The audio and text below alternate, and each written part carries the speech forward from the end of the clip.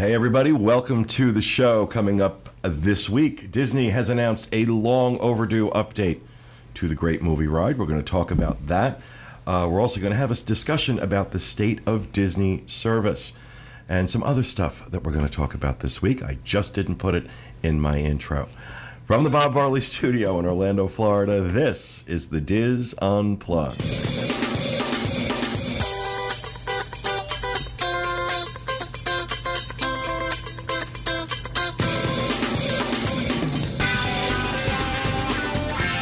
This is the Diz Unplugged, episode 758 for the week of November 26th, 2014.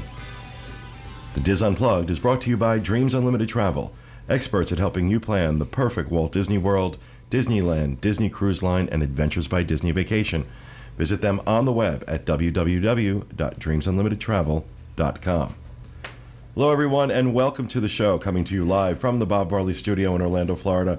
I'm your host, Pete Werner, joined at the table this week by my good friends John Magi, Kevin Close, Jenny Lynn Knopp, Julie Martin, and back in the production nook, our producer Dustin West, along with associate producer Craig Williams, giving us his biggest, happiest holiday smile. He's very festive. He's got his Jingle Cruise shirt on. He's got his festive Christmas iPhone case. He's Father Christmas. I like holidays. So, I don't know if I believe him. just to let everybody know, apologize for not being able to go up yesterday. The weather here yesterday was frightful. Frightful. It was. I didn't realize we were under a tornado warning most of the day. You actually had a cyclone almost touch down in Kissimmee.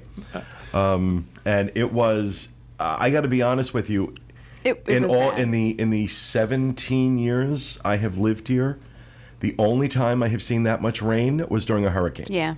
And we had, we were under tornado warnings all over the place. There were thunderstorms. I couldn't believe the flooding downtown. Like Cayley Avenue, there were trash cans just riding by. Yeah. And you know what? This started at 9 o'clock yesterday morning, and it is noon on Wednesday right now, Eastern It's still time, drizzly, and it's still raining outside. It pretty much hasn't stopped. We have a dog that's freaked out by thunder, and last night at 2:15, there was one, and I don't want to over-exaggerate, but it sounded like the world exploded over our head. John and I jumped out of bed, and I had to pull the dog out of the popcorn ceiling and pretty much lay on top of her the rest of the night. It was just one though, but it sounded like something, like a bomb went off. It was pretty bad. So obviously I did not want these guys driving here. Plus I don't like operating the equipment when there's ground strikes going on. So we decided to do it today. I just want to kind of explain what's happening for the next couple of weeks, actually for the rest of the year, so that everyone knows. We are only broadcasting one show today. We're broadcasting our new show. Later on, we are going to record our show for next week because we're all going to be on the cruise. So I want to make sure that a show goes up. We will be back for our regular show December 9th. We'll have two shows. We're going to have our new show and the show that we record on the ship next week. And we will also be back for two shows on December 16th, our new show and a segment. But then we go on hiatus until January 6th when we come back with our shows for the new year. Along with that, we're coming back with that week, January 8th, the Universal show will return. Craig Williams hosting, Jenny Lynn Knopp, Julie Martin, and a new member to the Universal team, Rhino Clavin, is going to be at the table. So that's going to be January 8th. That show will go up, and that's going to be a weekly show. That's not going to be every 2 weeks. It'll be every week. And also, we just don't know what day of the week yet, but the first week in January will be the Teresa and Jenny Lynn show. We don't know what else to call it right now, but Teresa and Jenny Lynn will be doing a weekly show as well. So that's coming up the first week of January. So we just wanted to kind of let people know what was happening. We're going to have a pre-recorded show next week, a regular show on the 9th and the 16th, and then we go on hiatus until January 6th. Also, we have started approving contributors for those who are interested in writing for the Diz. And we'll have a link. If you're interested in signing up for that, link on the show notes page, disunplugged.com. And we've started sending out the emails to folks that have been approved to start submitting articles. We are starting from the people that sent in their requests first and moving down, so it may take a little while to get to you if you're recent. We have a lot of people have signed up. Once you're approved, you need to send us some more information that we can get you set up with. So it's a little bit of a process getting everybody set up. We ask for your patience, but we have started accepting contributors. People have started submitting articles already, so we're really excited.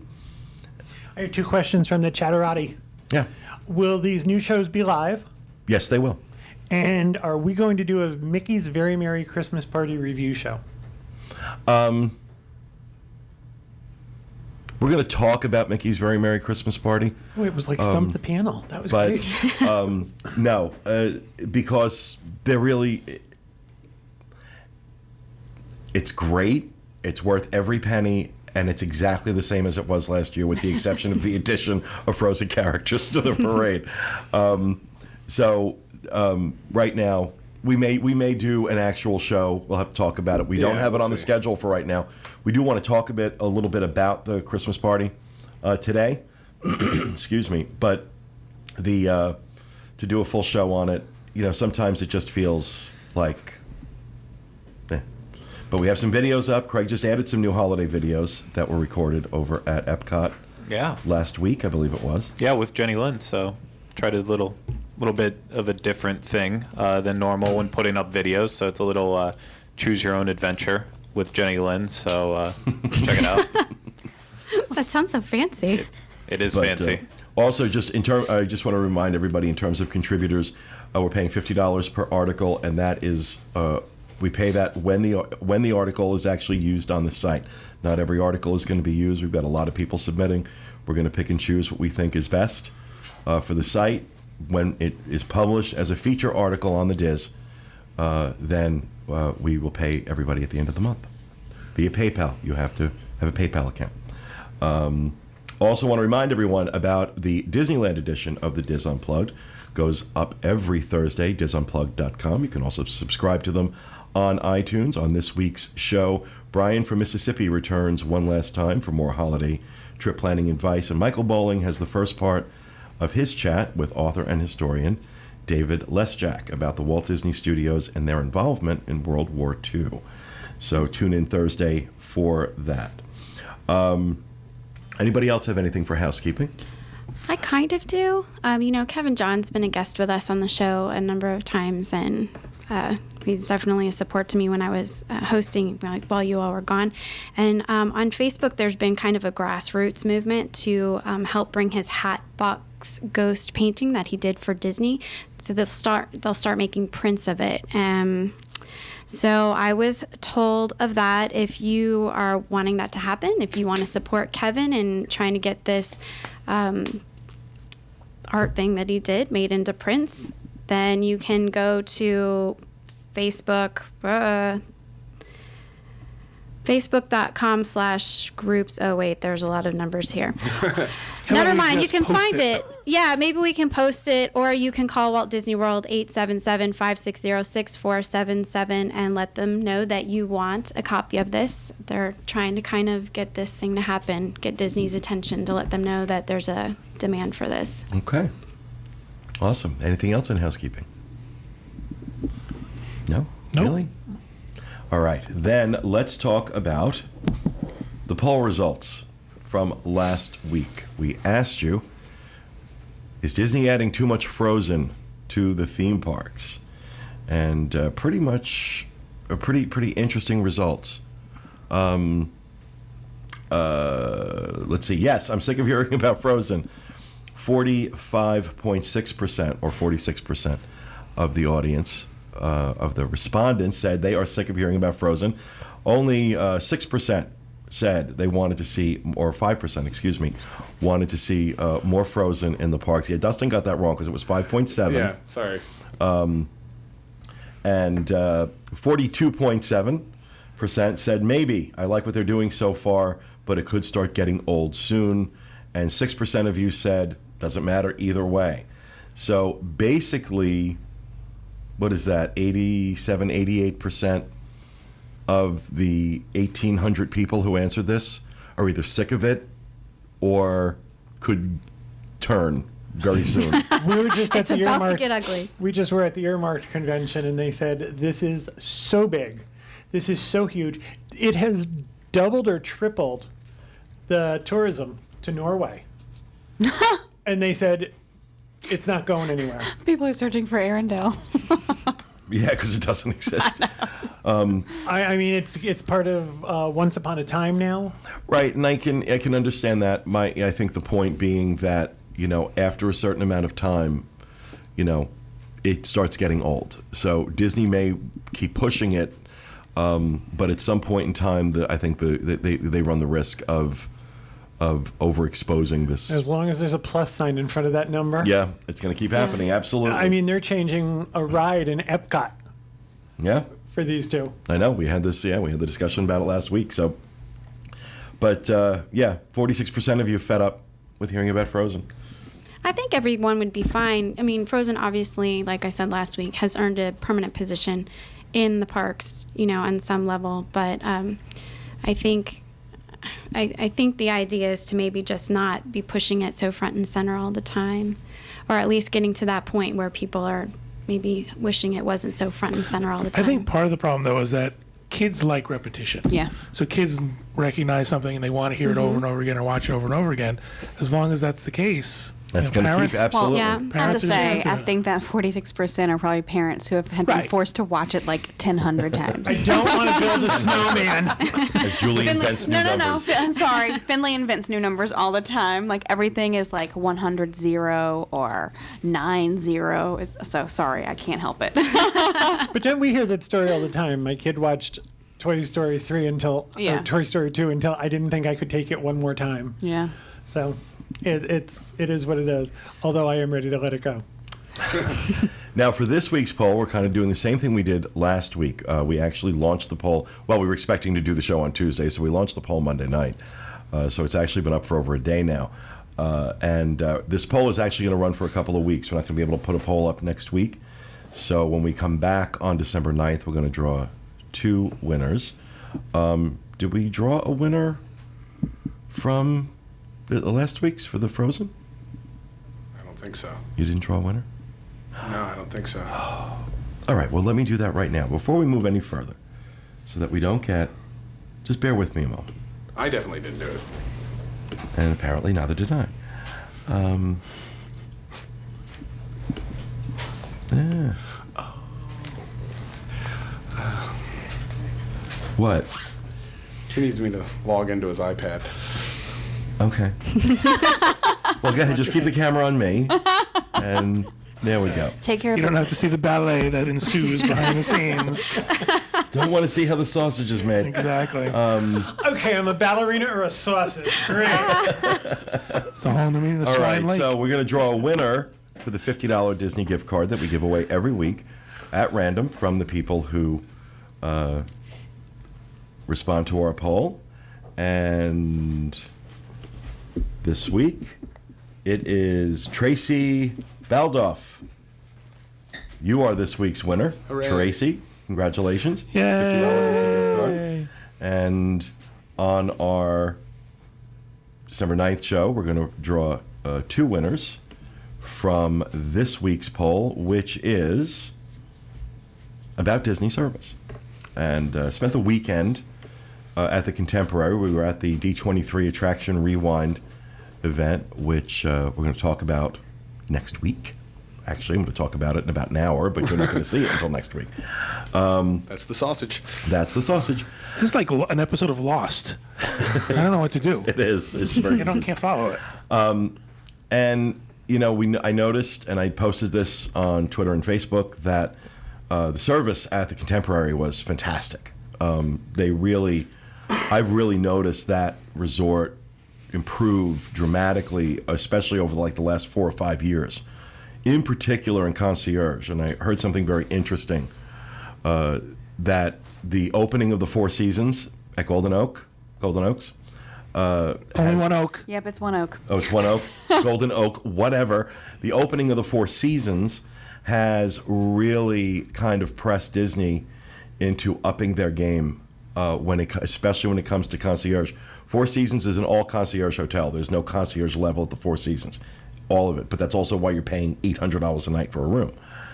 And so that's really, the Four Seasons, in my opinion, is the pinnacle of service in a hotel. Used to be Disney, but it isn't anymore. Disney's having to up their game because there's a Four Seasons in their backyard now. And if they want to attract that clientele to spend that money, they're going to have to be able to compete with the Four Seasons. And I have to tell you that, I was staying on the club level at Contemporary. They were amazing. But then you go into the parks. We were in the parks for the Christmas party on Friday or on Thursday. And I'm sorry, it's just not what it used to be. It just isn't. It's not what it used to be 20 years ago. It's not what it used to be 10 years ago. And the problem is very simple. We're going to have a larger discussion about this in a second, but it's the college program. I'm sorry. It's the college program that's done this.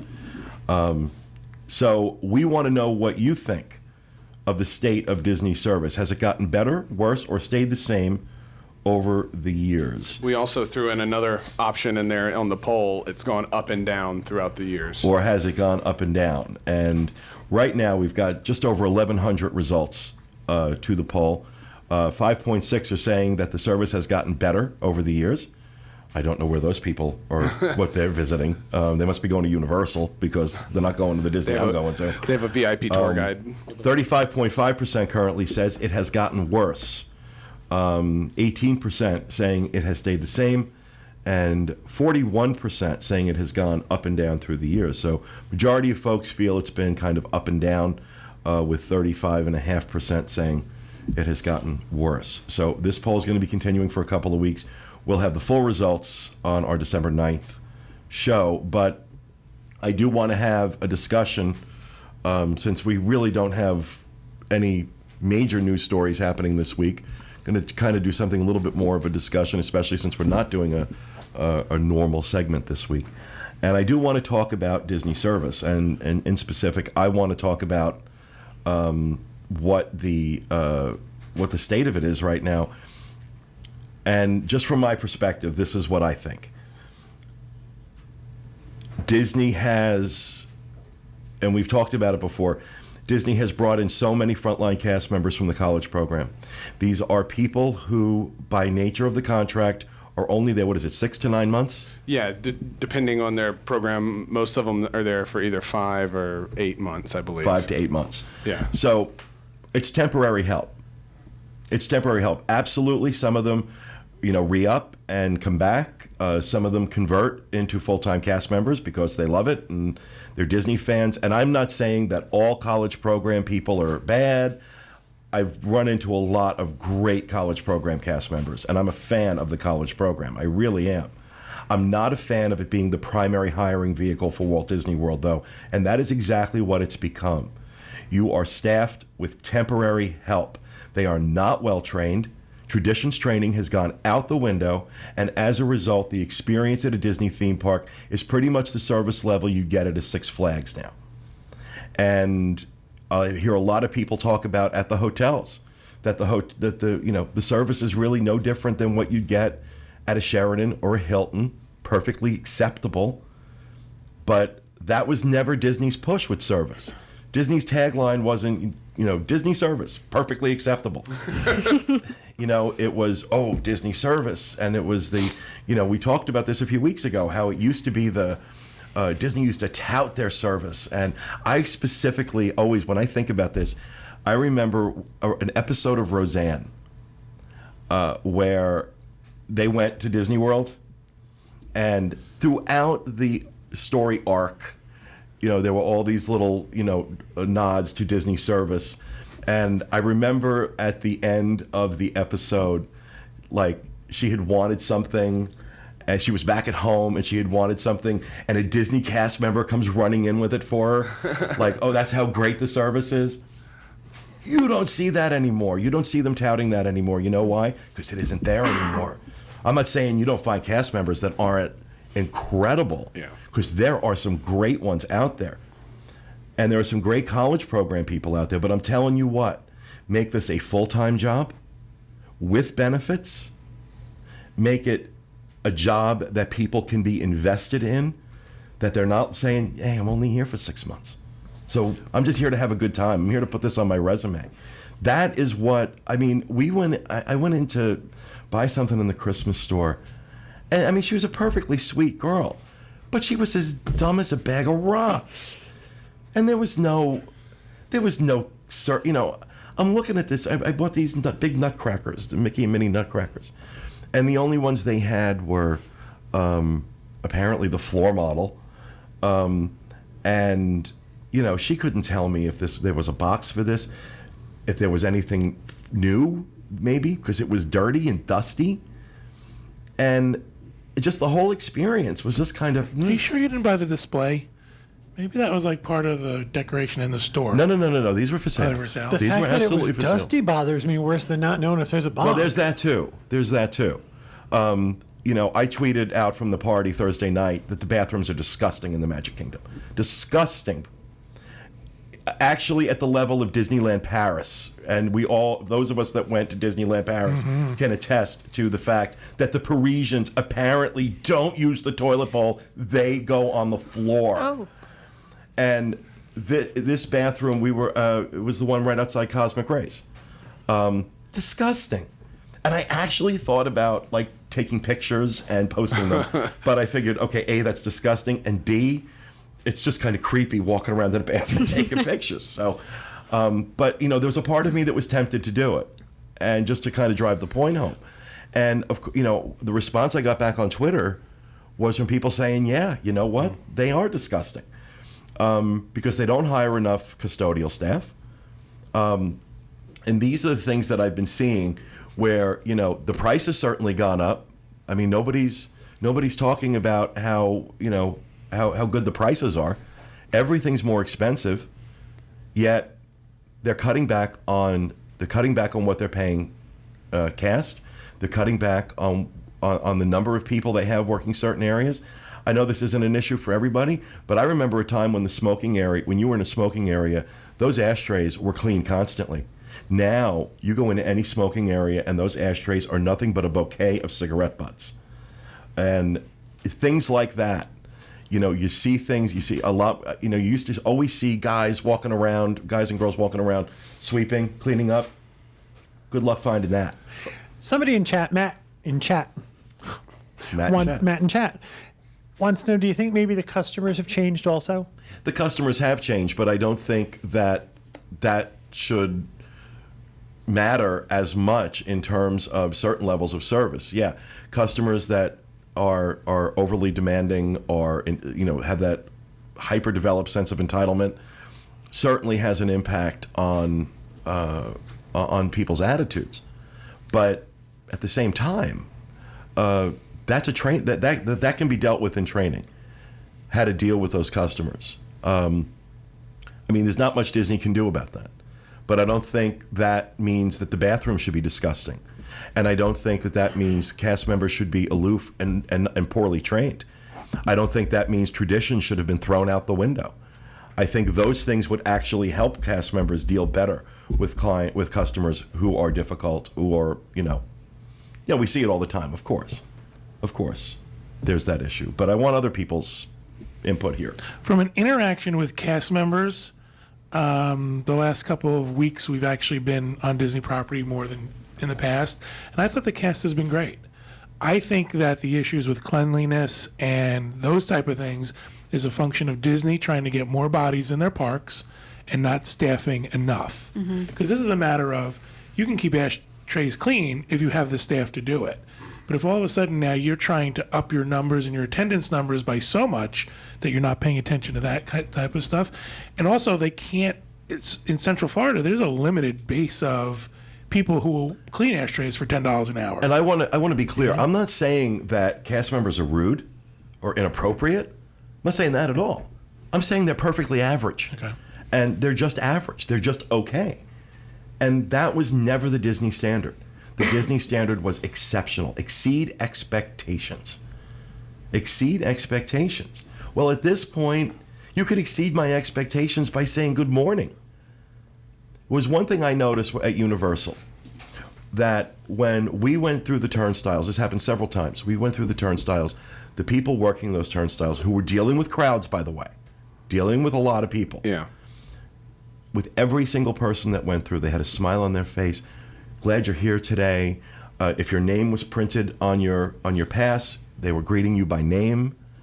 And it was just very welcoming, as opposed to what happens with, at the Magic Kingdom, which was, pretty much, use the same finger you use when you scan the first time, and there isn't a lot of smiles and a lot of friendliness. When you leave at night, not really an awful lot of thanks for coming or anything like that.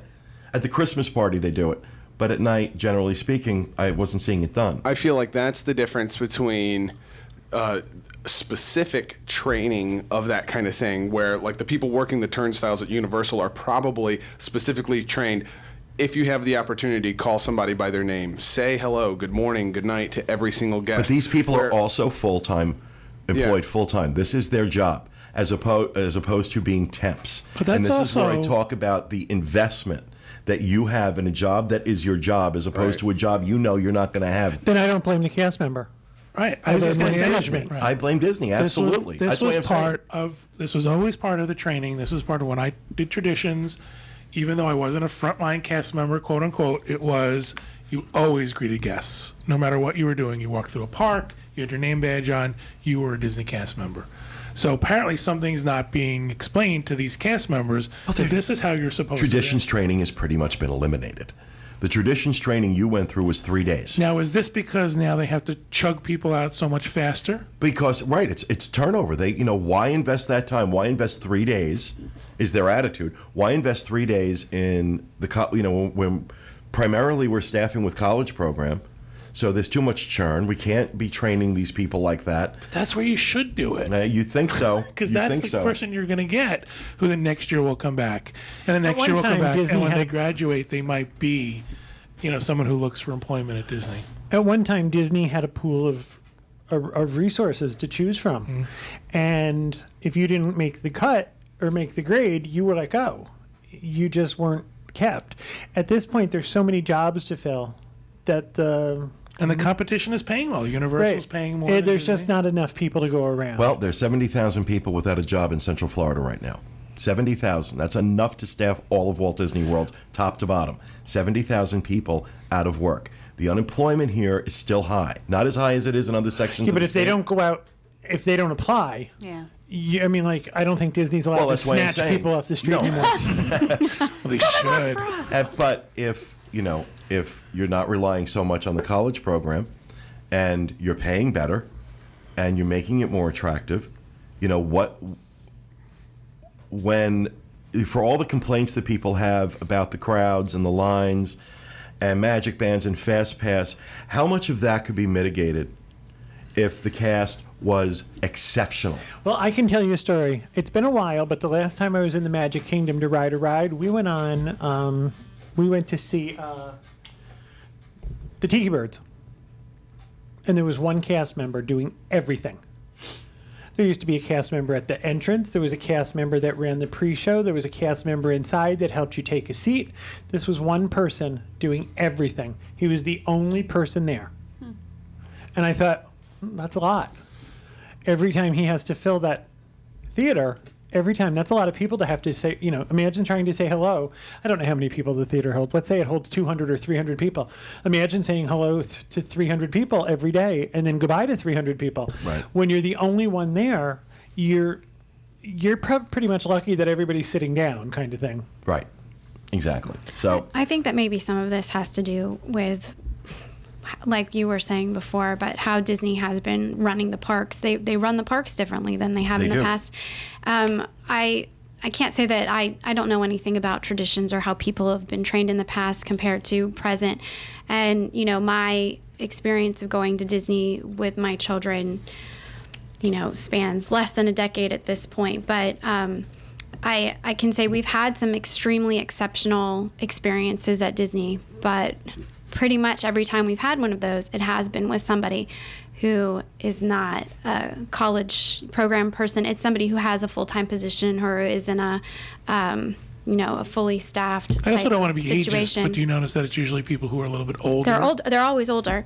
And not that we've had bad, horrible experiences with the younger people, but I was just saying it's adequate. And on the few occasions when it is not even adequate, I've noticed that it's always in a situation where they're having problems with crowd control.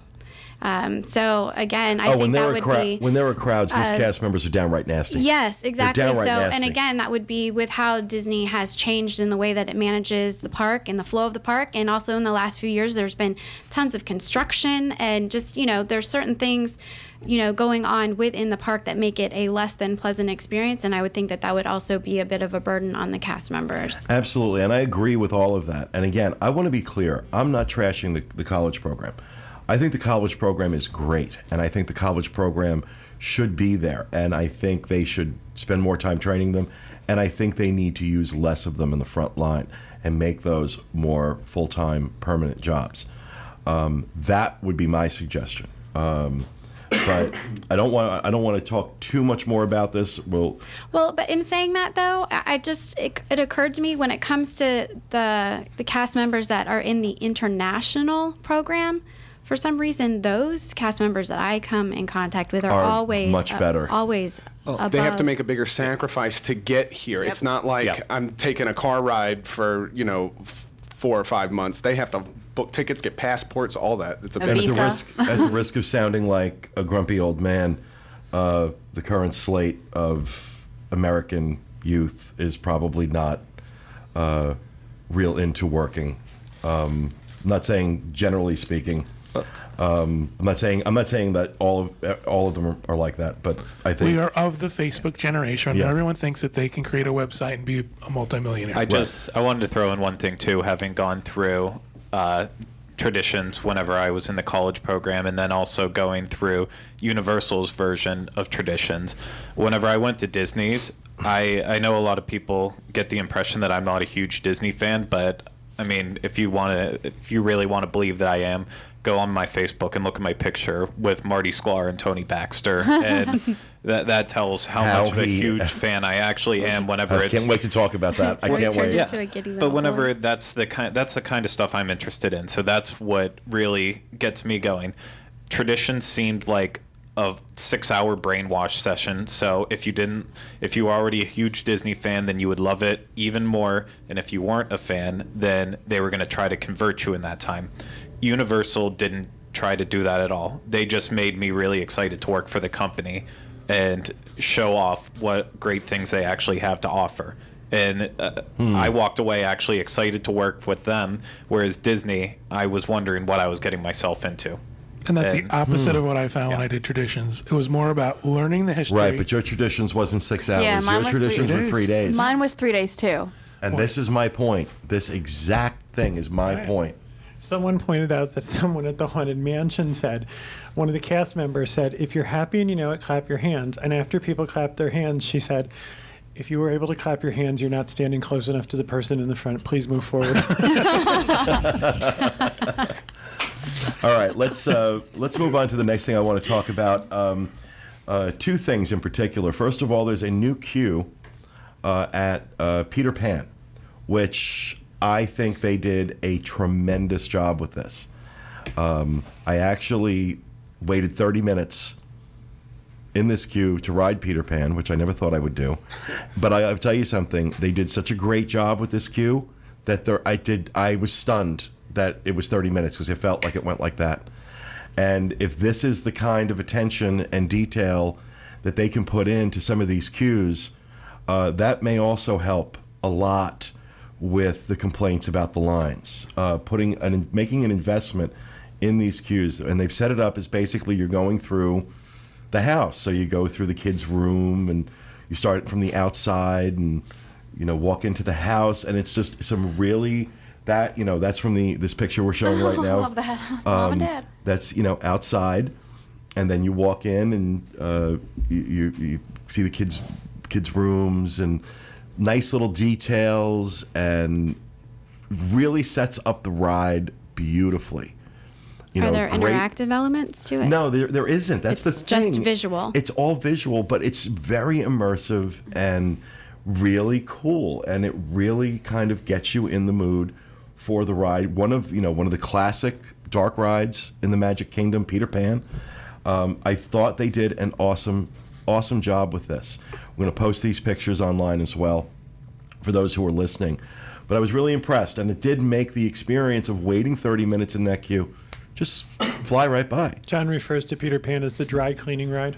Dry cleaning. They changed the queue. Here's where you drop off your clothes and get your ticket. It's a great, especially after having been at the Attraction Rewind for D23, where it's all talking about all attractions that aren't there anymore, things that were the 64 World's Fair, kind of made me go in appreciating it more, that it is a classic attraction, that it may be replaced with something else. Hopefully not. Marty Sklar reminds us all the time that it's not a museum. It's not a museum. I understand, but there are so few things left. I understand. I agree with you. I don't want to see it go either, but... Well, considering they just built a new queue, I find it hard to go away. Hard to believe they're But gonna I'm just swap it saying out. it's about appreciating it because it may not be here forever. Yeah. Which is probably a good attitude to have on a lot of things. I like the idea of this queue even more because they've gotten rid of the Neverland Club that was at the babysitting place at the Polynesian Resort, and that was all themed towards Peter Pan, and it was always such a neat place to drop my kids off. I wanted to go in and play. Right. And so the fact that now, even though that's gone, we have something else that kind of maybe helps take Yeah, its but you place. can't drop your kids off and leave. No, unfortunately not. But in a way that it's cool because it's something that I can actually experience now along with my children rather than dropping them off and wishing that I could play too. The other thing that happened this week, that was announced this week, which I am so excited about, is that Disney and Turner Classic Movies are partnering to update the Great Movie Ride. It's awesome. I am so Hallelujah. excited that this is finally happening. Now, it's going to happen in phases. First phase is actually going to happen relatively quickly. It's going to be by the spring of next year, where the intro movie that you see in the theater as you're waiting online is going to change, and the closing movie at the end of the ride is going to change. Well, what's the date? The last movie in the closing montage is 1982, I believe. Yeah, those desperately needed to be They updated. needed, yes. Do we know what changes are coming? I got to pull it up. Well, the article didn't necessarily say that any of the vignettes were going to be changed. Like Pete said, what's definitely coming in the first phase is going to be that opening movie and the closing movie. And it doesn't sound like they're just going to make minor changes to it. It sounds like it's going to be a whole revamp of That's awesome. how they're bookmarking the attraction. I like the idea of, that's the stuff that we can do quickly. Right. Mm-hmm. My hope is that I always love the classic movie clips. My hope is that they don't do away with those just to put in new movies. Because I can't imagine Turner Classic Movies letting the older clips go either. Right. Well, no, No, that's I why would think I not. think that partnership is strategic, because it is classic film. So it's not going to be, Well, it's brilliant. Frozen. And Although I'm sure they'll figure out a way to work Frozen into it, because they're trying to work it into everything. I think people would actually lose their minds if they tried to put Frozen in the Great Movie Ride. The Great Frozen Ride. Yeah, the vignettes in the Great Movie Ride are kind of from all-time classic movies, and I would not be worried about them adding a newer one. You just can't lose the old ones. No. Let's hope and cross our fingers for a new Sigourney Weaver animatronic. Who doesn't pivot her head in a non-human way. You don't is want the such a waxy creepy, Sigourney awkward- This is actually a two-way deal with Turner Classic Movies. They're also getting rights to some of the things, some like the old Wonderful World of Color. That excites me. It excites me a lot. They're actually going to be airing. It says the second part of the deal will have Turner Classic Movies broadcasting a new block of programming called Treasures from the Disney Vault, which will include vintage movies, cartoons, documentaries, and episodes of TV series like Disneyland and Walt Disney's Wonderful World of Color. This programming will be aired a few times a year, beginning 8 p.m. Eastern Time, December 21st, from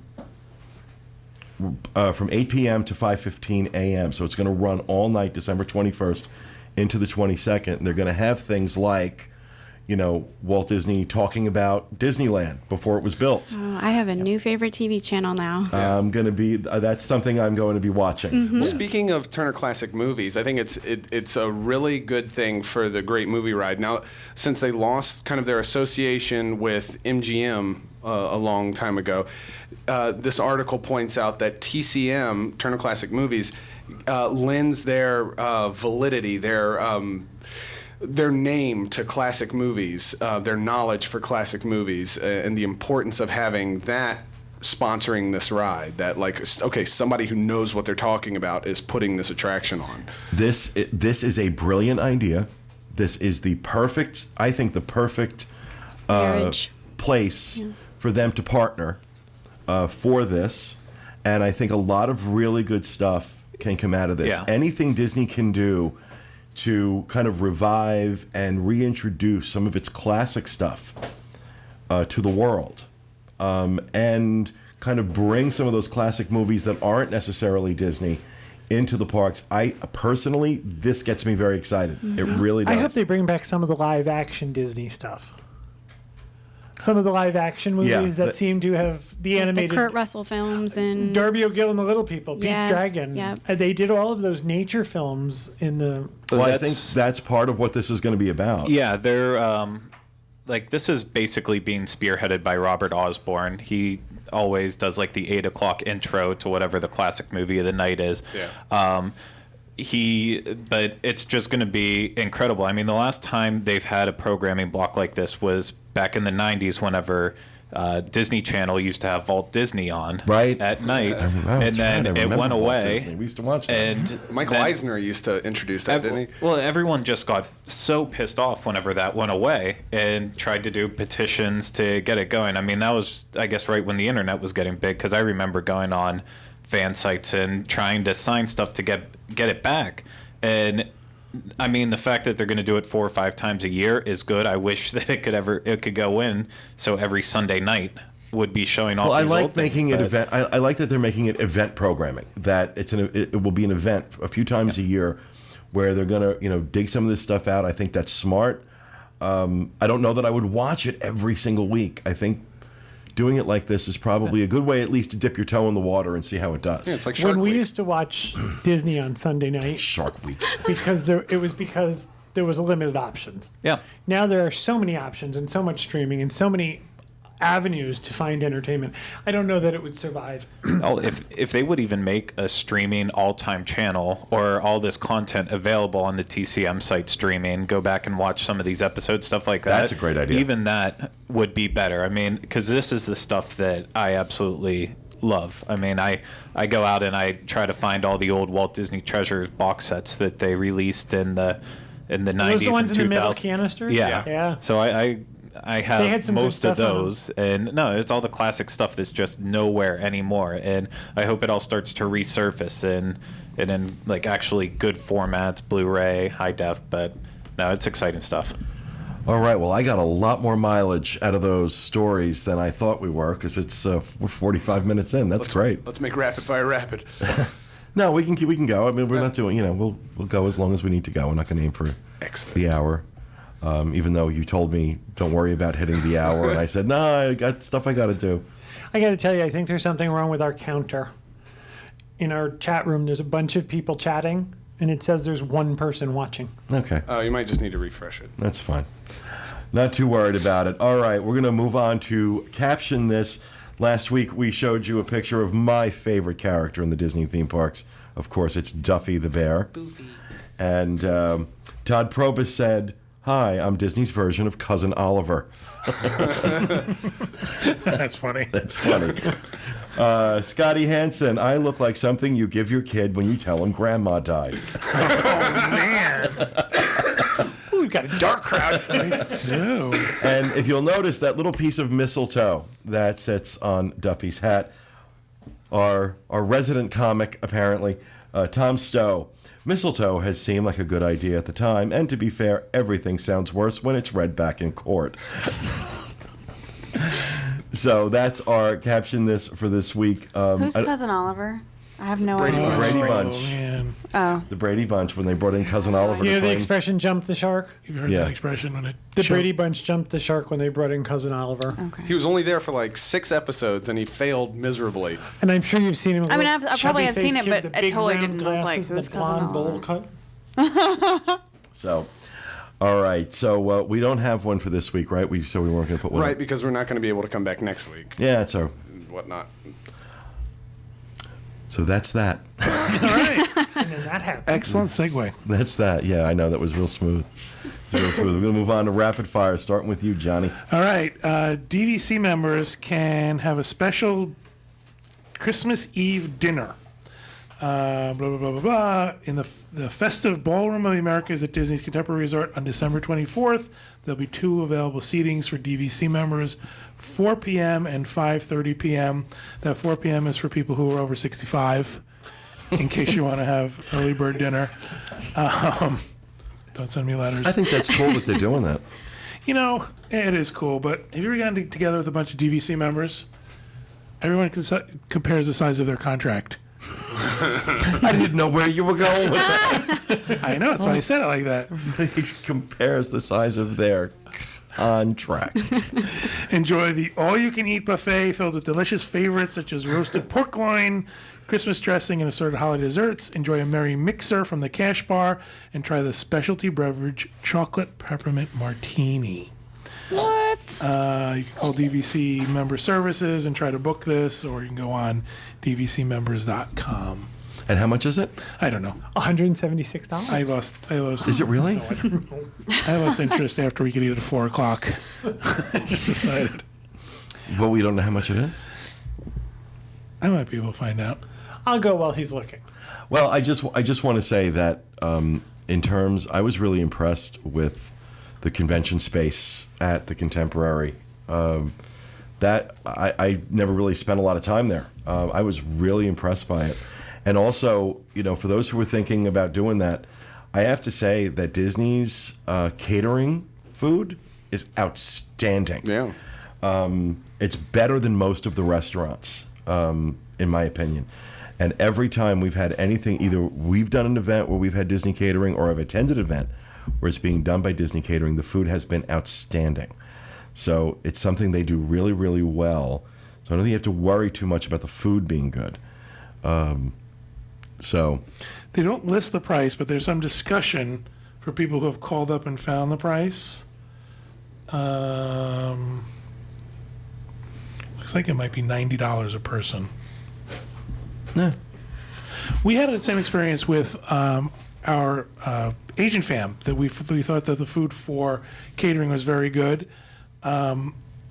We also had a bad experience at the Earmark convention. So I think it's all about too what they pick, as long as they don't go too crazy. But their catering has definitely I think it's, yeah, upped a notch for sure. absolutely. All right, thank you, John. Kevin. I have the most useless rapid fire ever. Disney's going to be offering New Year's Eve dining all across Disney World.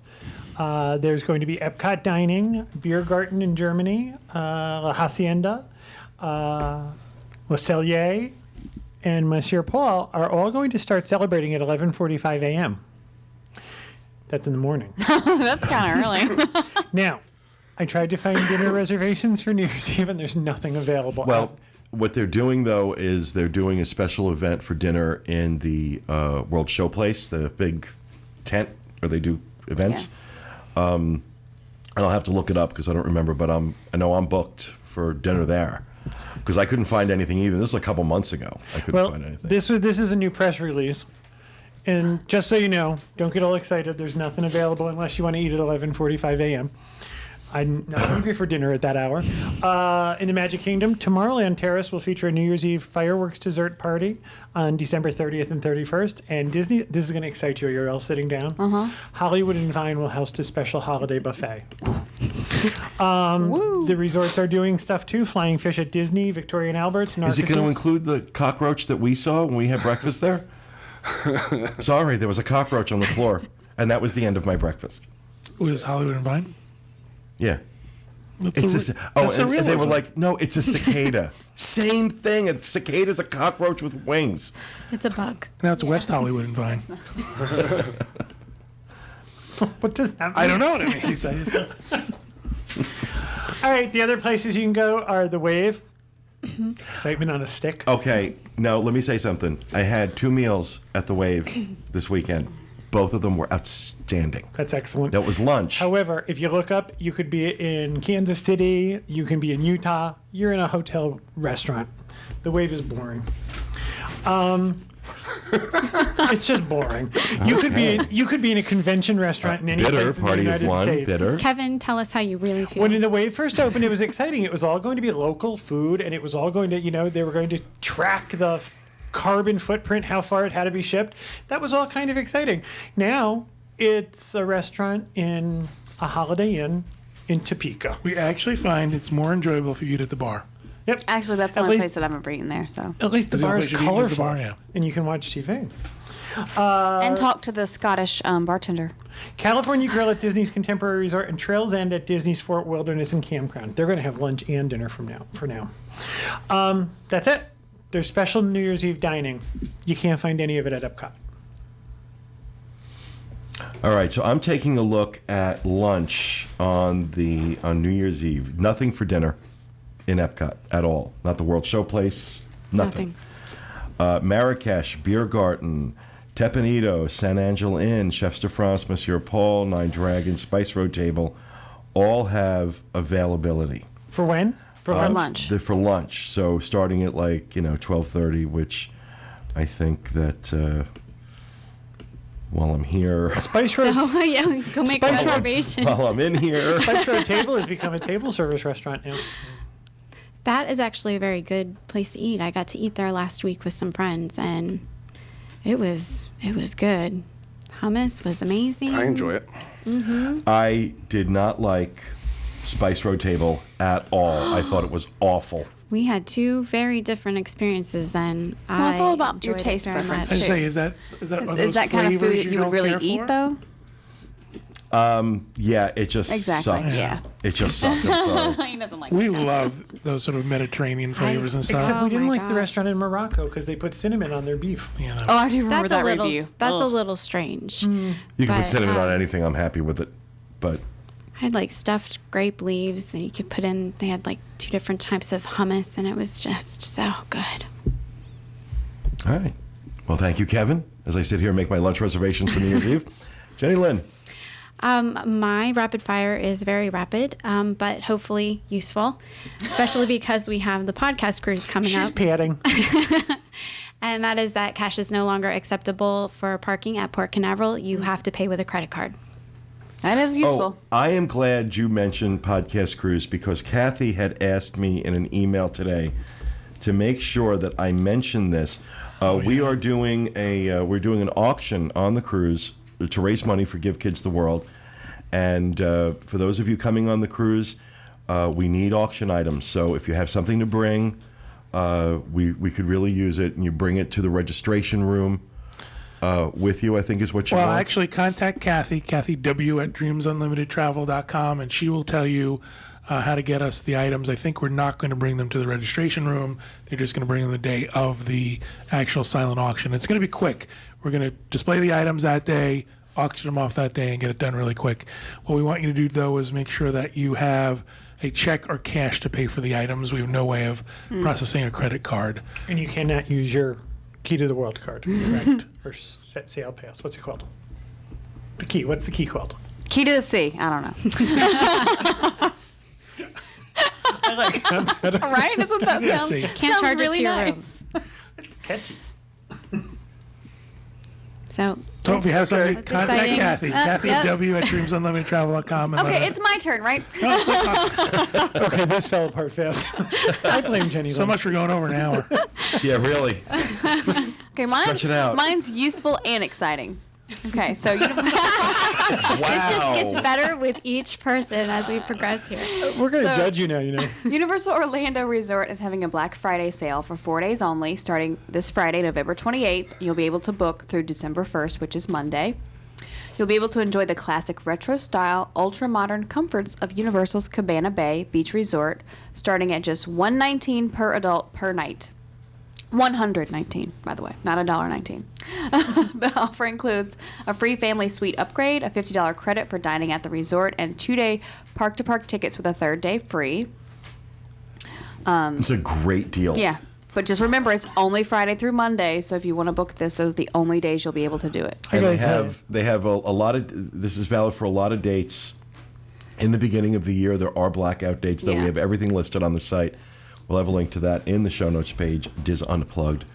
And it's And Cabana Bay is a really exciting resort. It Cabana is fun. Bay is I my had a favorite great hotel time there. now. It's my new favorite hotel. It's a great Oh, resort. my gosh, I love it. I just wish they had the express pass. Yeah. well, the You can buy one.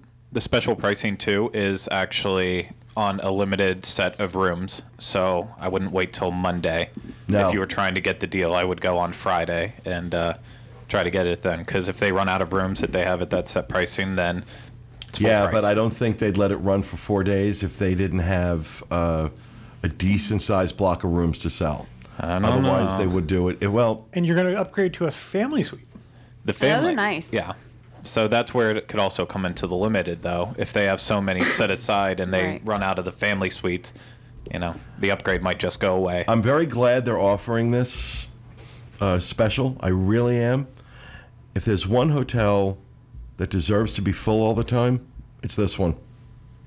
Oh my gosh, I love it. It is a great, great resort. I even enjoyed the food we had in the food court. I had tuna casserole. Oh my gosh, it was so freaking court I've is good. heard really good things about the food. And I this is love the that fact that they use 60s products in the room. in the rooms, VO5 and Yep. zest. and Well, zest. maybe the next day I wasn't so great. But I've heard really good things about the food in that food court, and that's what that $50 dining credit is for. It's for food there at Cabana Bay, not resort wide. So you got to use that food credit at Cabana Bay. But like I said, we've heard really, really good things. There's a about it, so- restaurant out by the pool that I cannot wait for the weather to get nicer to go back to. I want to go to the Hideaway. Oh, the It one that looks kind of like- goes down. Yeah, it looks like something the Rat Pack would have lunch. I can't wait to go. I've never eaten there. I can't tell you. I don't care if the food's good or not. I just want to go sit in that little. Alcove. A little coat. So awesome. All right, thank you, Julie. Dustin Thomas West. Yeah, I have a couple holiday-related rapid fires. First, Nikki Mancini wanted me to remind everybody that she's going to have a bunch of blogs coming out. So keep an eye out on blog.wdwinfo.com. It's about merchandise for the holidays at Disney World. Awesome. And she's taking an in-depth look at all the holiday merchandise. Also, I want to mention that the Comedy Warehouse holiday special is coming to Disney's Hollywood Studios this winter, and that's going to be December 21st through January 4th, and they're going to have original members of the Comedy Warehouse at Pleasure Island doing improv and guest participation type comedy, and that's in the Premier Theater, which is back behind the San Francisco facade where the Hunchback of Notre Dame and that kind of stuff used to be. But yeah, that's December 21st through January 4th, and I really do hope that it's better than what they did for Destination D. I just have to throw that little jab in there. We'll talk about that. Yeah. We'll talk about that next week. Yeah, so I hope it's good. Supplementing the idea of merchandise, when Craig and I did go to the holiday showcase, that's up on YouTube. I interviewed Stephen Miller, who's I forget what the full title is, but basically he knows everything about the merchandise, and we talk specifically about what's being laid out for the holidays, so you can actually get a look at that on that video, and that's on our YouTube channel. He's like the nicest guy. He's the best. He's amazing. I hate him. All right, thank you, Dustin. Gregory. Okay, more exciting SeaWorld news. Everyone was worried about Clyde and Seamore, the sea lion, sea otter show going away back Oh when. my gosh! But, Please let it go away. oh, no. Nope, Well, you're they're out no of luck. longer going to Pirate Island, but now they're going to Sea Lion High. So, in the spring... No, you're Clyde kidding me, right? Oh, I'm not. Clyde and is true. Seamore are going to Sea Lion High. They're going to be on their last day of high school and trying to gain entry into Sea Lion University. Clyde, of course, will be a math whiz, while Seamore's the standard jock. And the Sea Lion High motto is education through exploration and imagination will help park guests learn about how animals and the trainers work together. And There needs to be a documentary about this. This show I will be was there on so opening day. Oh, I love the show. bad. No, I love the show. My This is kids, awesome. my kids were bored. We had to leave. They were like trying to get up Do and they leave. still have the It was mime before the awful. show? Oh, that They mime is don't know. hysterical. They don't know if funny. the mime is going to be returning or not. It's like Fast no, Times at unless Sea it- Lion High. Coley's going to be there. And I remember when it was a fancy hotel that they worked at, and they were bellhops. Oh, I did not enjoy Oh it. my God. I'm pumped. I'll be there on There's day sea one. lions and otters. Such a and- bad idea. Craig's love going to it. camp I out do for a love front sea row lions and seat. otters, but the show is horrible. We have to go see it before we judge it. As long as like when Clyde's did got that start? glasses on and Seymour's got a Letterman jacket, I'll be fine. So I'll try. I'll give the new one a try. Gosh, I didn't know there were new parameters. You have to see it before you can judge it? you want to make it exciting, just throw them in the Orca tank. I don't know for See if they get away. No? That's all right. dear. What? Kevin's face. You are so twisted. You're a twisted man. Good thing he's not in charge over there. I think that would be exciting. SeaWorld Horror Nights. Throw him in with telecom, see if they come out alive. You want to play Survivor? Let's go. Oh my gosh, I think this conversation's going to a bad place. Oh, Who I brought up love it. SeaWorld again? Look, SeaWorld's here. All right. That is going to do it for our show this week. We hope you enjoyed it. We'll be back with you again next time with another edition of the Diz Unplugged. Thanks for being with us, everyone. And remember, stay out of the damn lakes. Have a happy Thanksgiving, everybody.